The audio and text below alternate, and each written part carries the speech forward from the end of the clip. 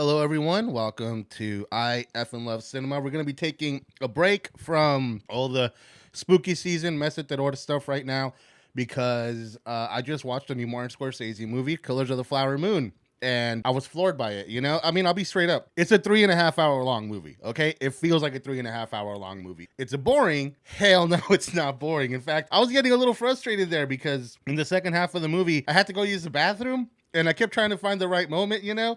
So I would like let a scene play. I'd be like, okay, all right, let me see if this is one that I can go use the bathroom for. And then like every single scene was amazing. So like I wanted to sit there and watch every single scene. So I held it for like a good hour before I ended up just going really fast. With this movie from beginning to end, it's what cinema is all about. I mean, it's Martin Scorsese. He knows what the hell he's doing. He knows how to put together something that is cinema used to its full potential. Martin Scorsese might be 80 years old, but man, he has the energy of a dude my age. This movie is so subversive. It's so bold. It's not like in your face or anything like that. It's very subtle. It's very subdued, but it is also very subversive. And it's a very quietly angry movie. And I do mean that very literally, quietly. You know, a lot has been made about Lily Gladstone because she barely speaks throughout the movie. And it's true, she doesn't talk a whole lot.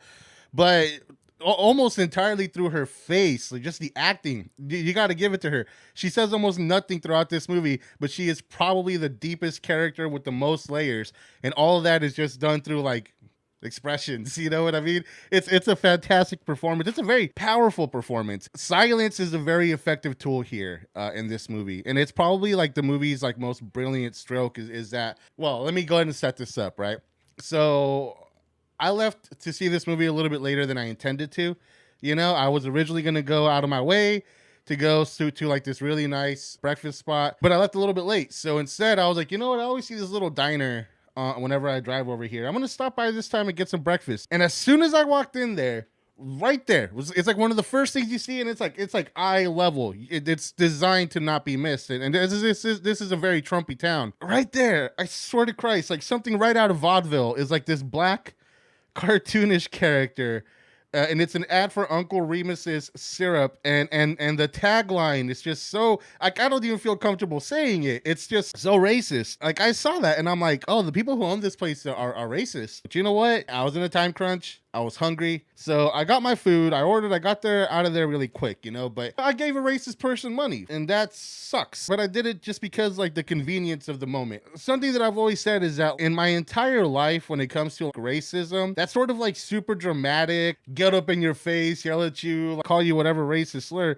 That's only ever happened twice in my life. But there is another type of racism that everybody is guilty of, that everybody partakes in, and that's what this movie is about. There's a reason why the main characters of this movie, to a degree that I'm sure a lot of people will find frustrating, sit silently by, acknowledging that they're being taken advantage of by all these white people around them, and then they just let it happen. And that's what this movie is about. That's why the main character is so quiet. Like, it's putting you in the position of the Native American people who just have to quietly sit there as they watch white people destroy their people and destroy their culture and then destroy their way of life. It's about a very dark chapter in our history, and it confronts us very directly about the truths of that. One of the master strokes of this movie is that you see, and to the point where it becomes like numbing, like, which is so fucked up because like the most horrific random murder of a Native American happens after you've seen so much of it happen that you feel desensitized to it.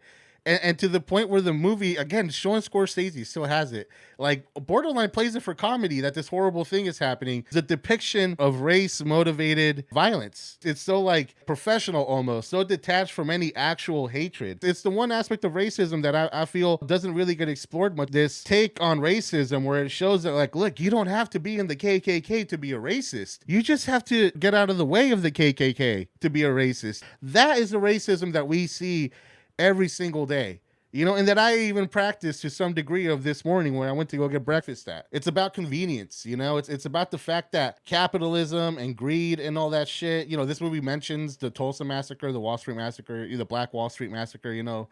I hope everybody knows about that, but if not, Google it. So much hatred and all that comes from a place of inequality. The Osage people, because of all the oil that was under their land, for the longest time were the wealthiest people in the world per capita. You see white people as a race go from hangers on and beggars who are like desperately just trying to marry their way into wealth into eventually gaining prominence in the community and all that. Like there's so many fantastic things about this movie, and I could go on because this really is just such a deep movie with so much to say, and I really think that in 2023 especially, this is a movie that everyone should watch. This is just, not only is it amazingly well made, but it's the sort of movie that speaks to something that is urgent, that is necessary, that if left unchecked, this is what this movie is saying, you guys. This, way of thinking where it's not about acknowledging the racism that is actually present.